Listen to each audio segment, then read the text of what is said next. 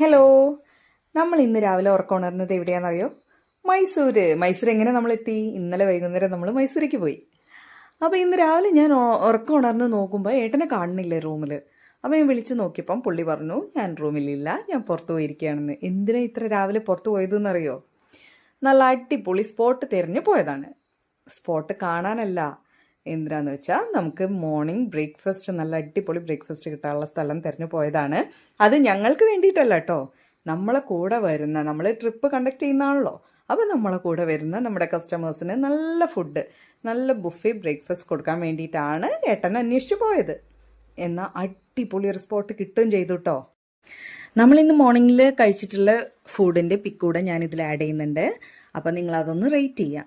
കാരണം നമ്മുടേത് ബുഫേ ആണല്ലോ, അപ്പോൾ ആ ഐറ്റംസ് എല്ലാം കണ്ടിട്ട് നിങ്ങൾ എത്ര പോയിൻറ്റ്സ് കൊടുക്കുന്നു, 10ൽ എത്ര പോയിൻറ്റ്സ് ആണ് കൊടുക്കുന്നത് എന്നുള്ളതൊന്ന് മെൻഷൻ ചെയ്യുക. ഫുഡ് നമ്മൾ കഴിച്ചത് വളരെ ടേസ്റ്റി ആയിരുന്നു. അപ്പം നമുക്ക് ആ ഒരു സ്പോട്ട് ഫിക്സ് ചെയ്യണ്ടേ, അതിന് വേണ്ടിയിട്ടാണ്. അപ്പോൾ എല്ലാവരും അതൊന്ന് മെൻഷൻ ചെയ്യുക കേട്ടോ. താങ്ക്